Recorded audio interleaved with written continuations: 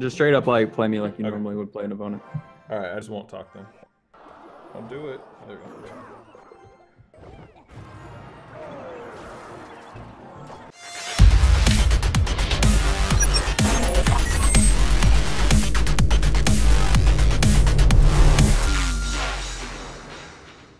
Yo, what's up guys? Savage here with another episode of Clash Royale. Now before we begin, I want to give today's post notification shout out. It goes to TR Oscar, and he said, subscribe, turned on notifications when you're at 20 to 30K. I do love your videos and commentary / content. I've started making CR vids by phone, and a shout out would be greatly appreciated.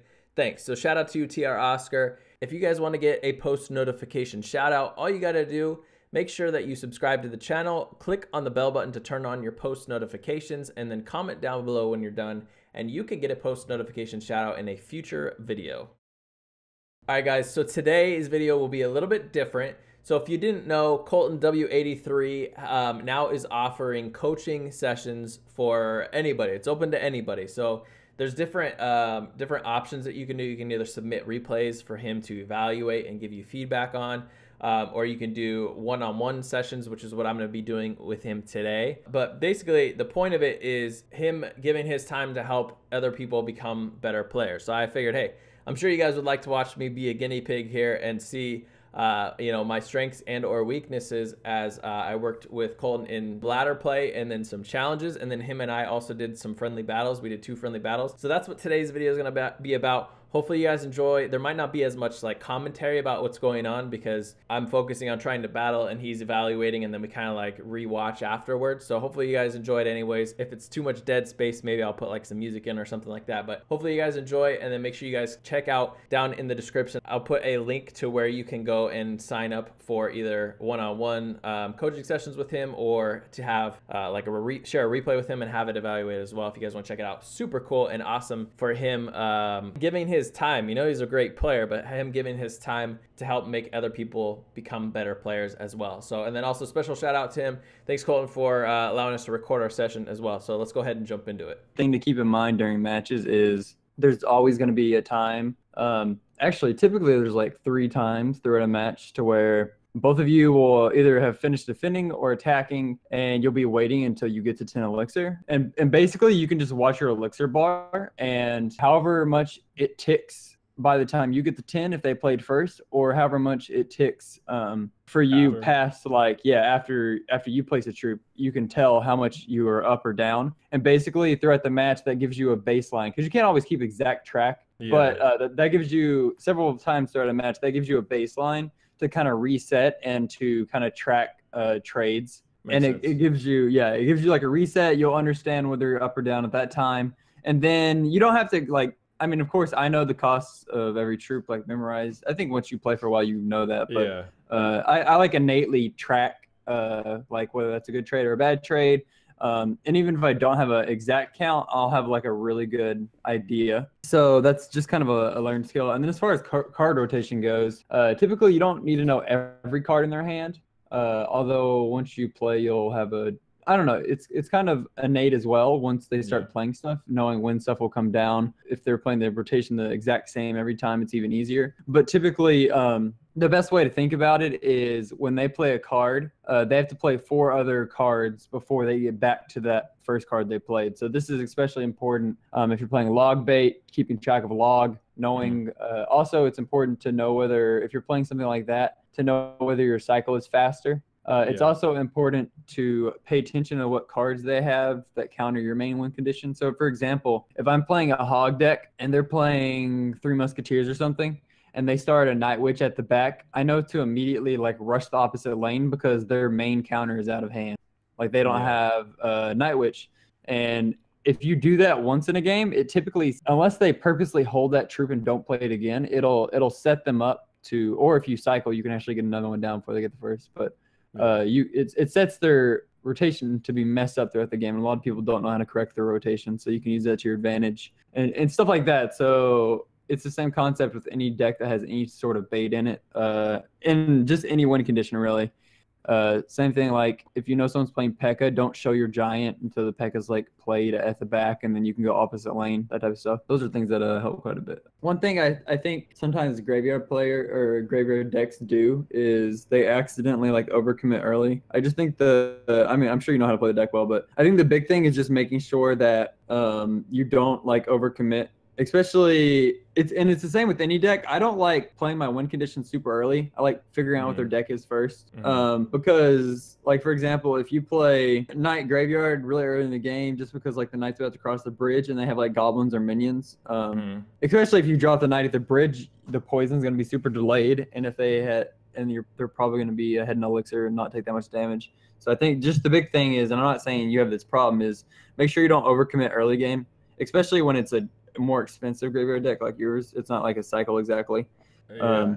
And it's always good. Oh, yeah.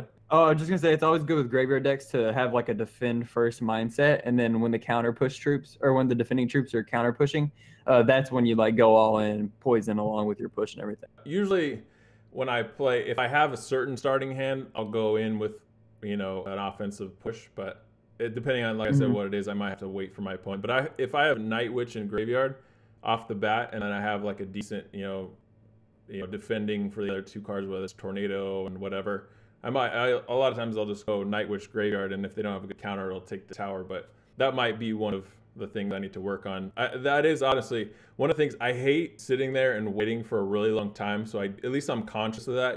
I need to try and get better at sometimes just not being too aggressive. But I guess I've done the same thing. I just think that's I think with graveyard definitely you need to be patient with it, because when you rush and they know how to defend graveyard, that's where you can get caught out a lot of times and you'll be behind all game. So that's just like the tips I have, I guess. So yeah, what you can do now is just take the deck and then play it, and I'll be able to spectate you. I was gonna say, I just so happen to also have gotten a graveyard and a Night Witch in the shop the last couple of days, so I can level up these. So my Night Witch will be level 2 and graveyard will be level 3, so that'll be even better. Yeah, nice.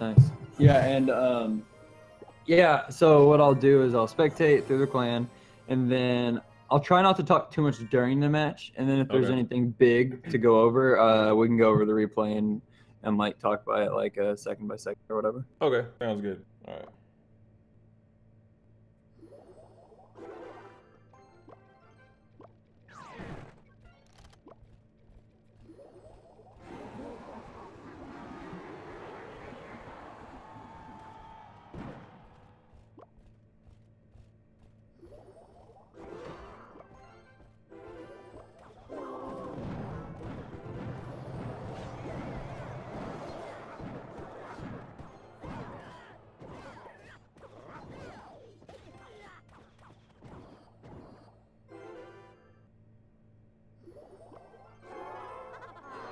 I know you said don't do that, but I like to do that sometimes. No, when he plays a Night Witch at the back like that, it's okay to do that. Okay.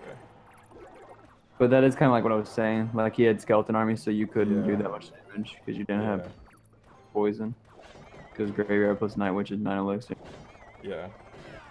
But you defended fine because you got a lot of value out of execution, so it's fine. Look at that miner, jeez. But if they ever play something in the back that's like more than 4 elixir, it's okay to punish the opposite side. Gotcha. Especially double elixir, because then you can poison. But now you know that his main graveyard defenses are all weak to poison, so stacking up a push like that is good.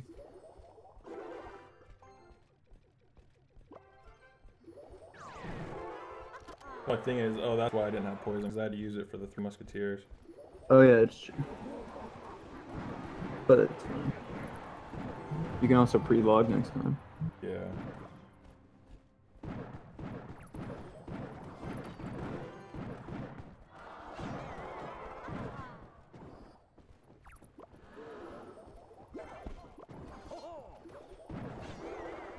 Oh wow. Or GOP. Yeah. Yeah, it's not a bad tornado at all. Yeah. I forgot you with the extra Night Witch. And your knight did tower damage because he was ignoring you. Yeah.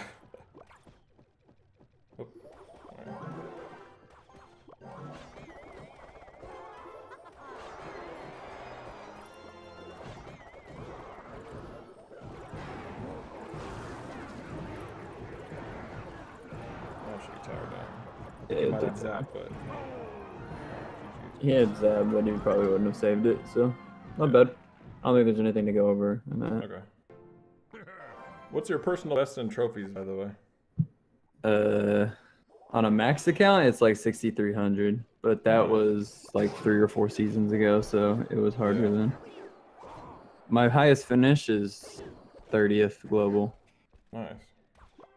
But I've only pushed a max account like 1 time, so. Yeah. May push another this season. Nice. Really good value. Yeah, whenever. I had to do something in front so it didn't lock on. Yeah. Oh, you actually got it to lock on execution. Nice. Yeah. Whenever you can graveyard with like a knight that's at the back, it's always nice because you have enough elixir to like fully commit to it. Exactly, yeah. One thing against princesses though, when they also have goblin barrel, typically try to counter her at the bridge in the future. That way you can save log for the goblin barrel.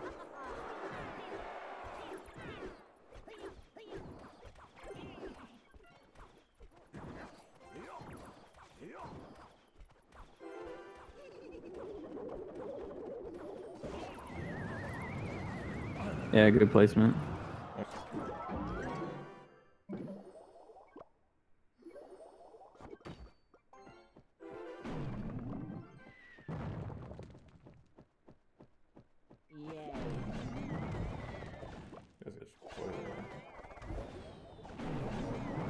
Yeah, for sure. I like to do that a lot against princesses too. It's -1, but you get tower damage every time, and it lets you save it lets you save the tornado and the log. Yeah. Because you don't really want to poison on defense ever. Yeah, for sure. Well, especially not against spellbait. Yeah. It's really good on offense. I was gonna say the only time I would usually do that is if it's like a minion horde and I have no other counter. Yeah.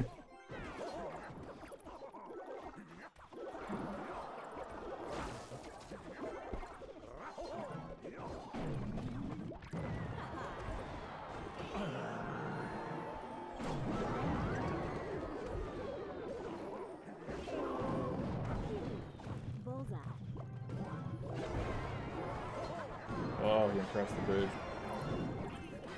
I mean, you'll be fine. You're just running out of time at this point. Yeah. And you let execution. And you put a mover on top of a night witch. Rip. Rip. Yeah, it's kind of hard because you haven't gotten to push up this season yet, so you're kind of steamrolling everyone. I know. I was thinking about that. I probably should have pushed a bit beforehand, but I'm sure I'll. I mean, that's okay. You can keep on going, or you can switch to a challenge deck. All right. So, what's the challenge deck or decks that you like using? The one I've been using a lot lately, I think it's called like the Vietnamese whatever something. It's the quad legendary one. Okay. Yeah. It's only I thought it was quad, but it's only 3 legendaries. It has like Inferno Dragon and stuff. Yeah.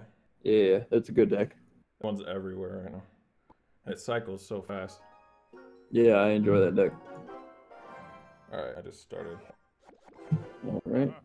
And with that deck, I mean, pretty much every deck, it's just like start out slow. Either let them make the first move or, okay, no, now you rush the opposite side, like hard. Like everything. Like Night Witch, Bandit. Unfortunately, Bandit's so far in rotation, I'm kind of, I don't know how much. That's fine. That push should be enough, and then now you can set up like an Inferno Dragon or whatever.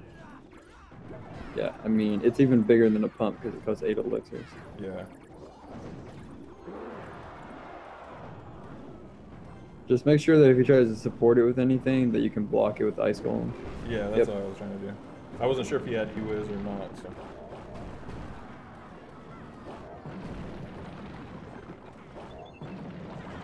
Oh shoot! Cancel my note. When you're against a bandit, make sure to always place your troop on top. I guess you had your own bandit, but still, just make sure you place it on top, because mainly what you needed there was just for it to survive for long enough for the tower to retarget. Yeah. So don't ever like let their bandit dash. But you're basically ahead. I'm pretty sure you're ahead in elixir. Yeah, you are. Yeah. By like 3. 3, maybe more. 4. Yeah. 3.5. Like 3 something. Yeah. But you're ahead. I just gotta push this way. I don't have anything else. That's fine. You baited out his counter, so. It's a good poison too. It's not bad at least. I think, unfortunately, Baby Dragon gets targeted first. Yeah, that was unlucky.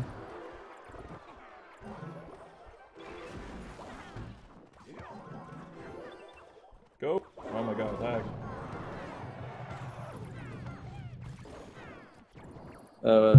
When you're using Ice Golem, as much as possible, try to place it to where it'll pull everything towards the opposite lane instead of just putting it like on top of stuff. Okay. More in the middle. Because you can, yeah, you can put it. It'll actually start walking the opposite way, like how people pull P.E.K.K.A.s and stuff. Mm-hmm.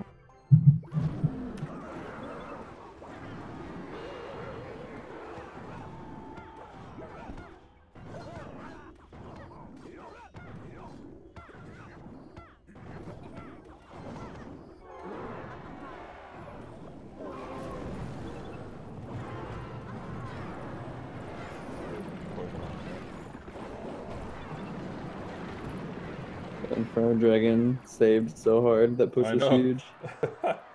But yeah, typically try to push opposite lane. I mean, that was kind of unlucky because he played Golem at the same time. But he stacked up a huge push, but he doesn't have any answer to Inferno Dragon, apparently.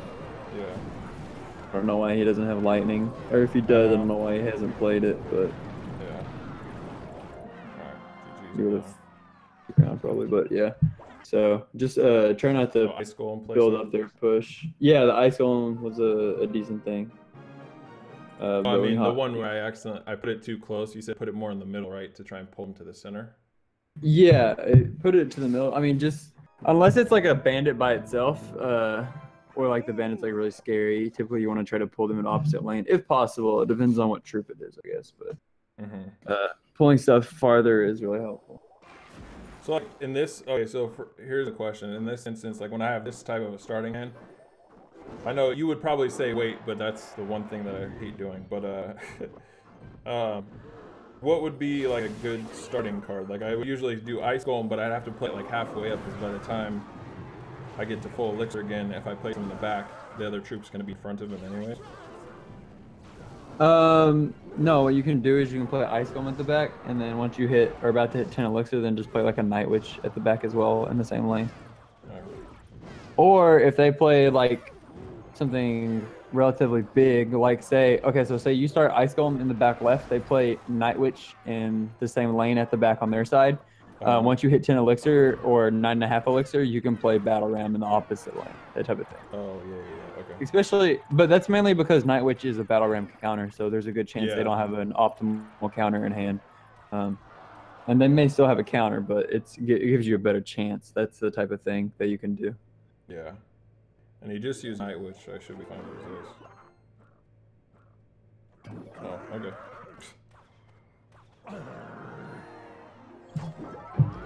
So in this instance, you would push the opposite lane, right? You wouldn't like for the 3 since it's pumping up. No, don't go for the 3. He's up in elixir. If you go for the 3 and then let him build up a push, you're gonna be screwed. Yeah. Basically now you can't really pressure opposite lane to this point. You just have to defend, but you should be able to. Yeah. I'm gonna say that's a really good poison. That skull wasn't bad there either. Come on, kill it. You whiz. Nice. Alright, that wasn't too bad. No, not at all. Target. Battle Ram, please. We'll survive. Yep. Pumping. Why did you pump? Yeah, this guy's not that good. Yeah. Oh, he defended it decently. Yeah, but he has 30 seconds, so the pump is kind of bad. Yeah, that's true. Yep, good poison, good defensive poison. Especially when there's multiple support troops, you get a lot of value out of it. Yeah, Night Witch is stuck there. There's a lightning, a little bit late though. Yeah, should be good. Yeah, I think your deck is more of like a. I mean, obviously your deck is like cheaper, so it's more of a 1 crown deck. So if you can win like that, although you can't pressure for second tower, which is.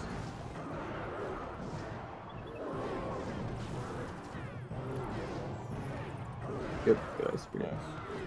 You would have stopped damage there anyway.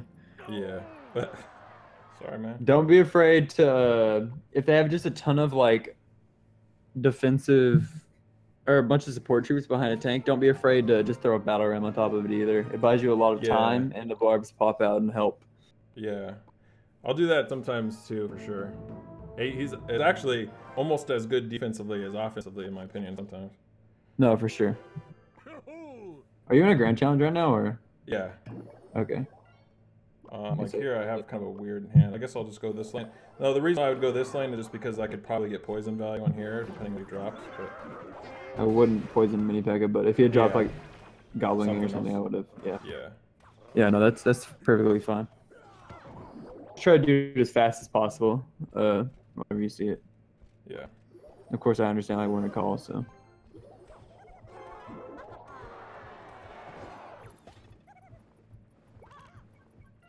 Would you poison here? Yeah, that's fine. Yeah, that's easy poison.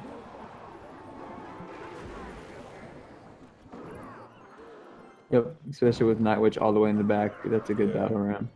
I should have Ice Spirited. I was going to, because then I could zap since we have minions, but oh well. That wasn't too bad. We'll be able to get a lot of zap value on defense. So. Zap, come on. Oh my, lag. Did you actually? Yeah, did you like a lag? I was gonna say. I let go of the zap and it was just sitting there. What you could have done there is you could have zapped first and then Ice Spirited in the middle to pull the mini P.E.K.K.A, and you wouldn't have taken any damage. True. Okay. Always try to pull things. You don't want the Ice Spirit to just run and stop them where they are. You want it to pull it to the middle first. Yeah. It buys you more time.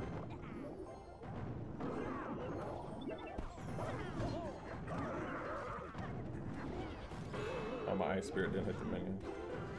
Yeah, you got good pressure though. You're splitting his attack, and now you can play Brood. So that's what you should do. Oh. Push him out of the way, maybe. Oh, he has lightning though. I forgot, but I guess he just doesn't have enough elixir. This guy hasn't used the lightning yet. Oh, he doesn't. Oh, that was the last guy. Oh, we're in trouble here. Oh, get my leg back up. Tower's down. Yeah, there you just gotta like react a little bit faster. You had elixir, you just gotta play something. There's minions. Yep, good value too. Poison. Yeah. And the barbs help out with the pump too, sweet. Yep. But, I think we might be back to even then, because yeah, I think we're exactly. Yeah, there you are. Well, he had archers on the field, so technically he's like 3 ahead. Our split, so. Oh no, please don't hit the big check. Nice. Yeah, you're fine. Maybe. I'll poison that. His rocket though, so you're in rocket range, so you have to all out. The deck is expensive though, so just like start dropping everything you have. Yeah. Mini P.E.K.K.A, no. I don't really have much else. Now he's gonna be able to pick this one up. Yeah, so we'll watch this replay. Okay.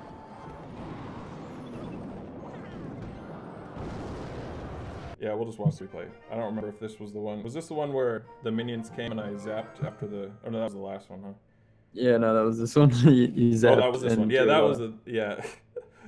Alright. I'll just share the replay. Yeah, so just share it. Okay. Alright, so we'll push watch in 3, 2, 1, go. Okay. So now we'll be on the same time. Yeah. So with this starting hand, I wouldn't play anything because I don't like starting Bandit at the back. It's kind of crappy. Yeah. So this isn't a good hand. I mean, Ice Spirit, yeah. So right here, as soon as he plays that pump, you should go Battle Ram, Bandit, and then Ice Spirit. Yeah. I mean, Ice Spirit would have been good here too, I guess. But yeah, hovering Poison was fine. I mean, basically the problem here was though he wouldn't have been able to defend this at all if you had done it immediately. You waited too long. I think you leaked like 2 or 3 elixirs, so that was like the only thing. I think that was fine. That Ice Spirit was fine. Night Witch is fine, but like he's getting an elixir advantage now. Yeah, so that's a good poison. I mean, you were asking me, so but yeah, no. As long as you can like, archers are only a -1 trade, and that pump still has a lot of life on it, so that wasn't a bad poison at all. Going into this push was fine. Oh, this is I think I used Ice Spirit on. On offense, no, I actually think it's good that you didn't because you wouldn't have had elixir to defend. But right here, what you should have done is you should have zapped first, and then you should have played the Ice Spirit and all the way in the middle, and then it would have pulled the mini P.E.K.K.A and froze the mini P.E.K.K.A. I think you didn't freeze the mini P.E.K.K.A because they weren't grouped up yet. But If you place something in the middle, all the troops funnel towards it, and it hits, especially an AoE troop. This is true of like Fire Spirit, the Ice Spirit, Executioner. You don't want to just, well, not necessarily Executioner, but Ice Spirit. Like you want them to, yeah, you want the troop to be in their sight range for. So right here, I think the battle ram was an overcommitment. I think pressuring with Bandit was fine. I don't know. It's typically better to have battle ram in front, but you couldn't because of your rotation. Yeah. But I don't think that was the worst either. I mean, basically that first push kind of killed you. Yeah. Okay, so right here, instead of planting the Night Witch right there, you should have planted it in the middle. Always try to pull troops into the middle instead of closer to your tower. Yeah, I was trying to avoid. I think the mini P.E.K.K.A was running between the archers, and I was trying to only get the mini P.E.K.K.A, but nothing happened well there. So. I mean, if you place it in the middle, they'll get hit, but it pulls the mini P.E.K.K.A to where you want it to be. And then as soon as that mini P.E.K.K.A was pulled into the middle of the arena, you could have ice spirited it like even lower. True. It's much more priority to keep the mini P.E.K.K.A away from your tower than it is to keep an archer from shooting a troop that's going to die anyway. Yeah, because archers hurt a lot less than a mini P.E.K.K.A if they lock onto the tower. Yeah. So basically I think just practice more often with, or just keep in mind that you always want to pull support troops into the middle of the arena.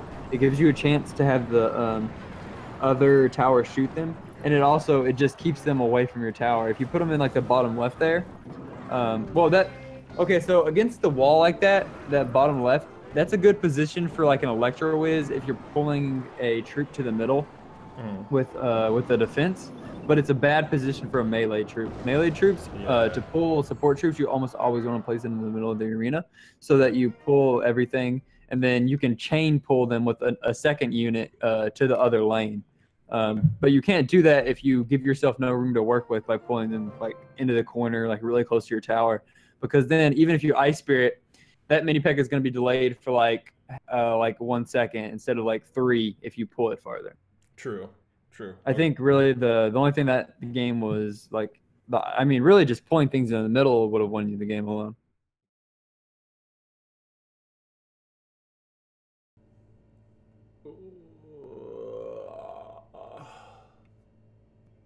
Guys, I'm in the middle of recording, and I've come to the realization the footage for today's video is over an hour and a half long, so 90 minutes long.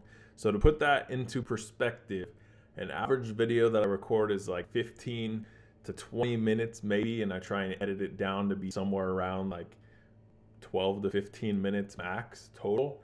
So the amount of footage that I have for today's video is almost a whole week's worth of videos to edit. And every time I edit a video, it takes numerous hours. On average, it probably takes me 3 to 4 hours, sometimes more, to edit a video, let alone thumbnails and all that kind of stuff. But this is like an insane amount of hours to go through and watch and edit. So for sake of ease of watch, by having the video not be so long, and also me being able to still post something today and have the ability to post something tomorrow, and not being able to post something today because it's going to take so long, it's going to be like midnight by the time I could finish this thing, I'm going to stop it here, and tomorrow I'll post the remaining amount of this video, which will include battles between me and Colton. So stay tuned for that one, guys. If you want to see it, hashtag the second verse down below, and we'll get the second episode out for you guys tomorrow. Hopefully earlier in the day than this one will post, since we'll have a better game plan. I apologize. I didn't realize it was going to be this much of an undertaking to get this entire thing edited, but I do want to maintain as much footage as possible, because the whole point of these videos is for you to watch the battles in their entirety and learn along the way things to play better, or how to play better, small little things, tips, tricks, whatnot that Colton was talking about to help improve gameplay. So by cutting them up too much just to try and make it more of like an entertainment factor, then you're gonna lose some of the integrity of becoming a better player. So hopefully you guys understand, and tomorrow will be the remaining amount of the video and the battles between me and Colton as well. Hashtag the second verse down below if you want to see it. I'll see you then. Peace out.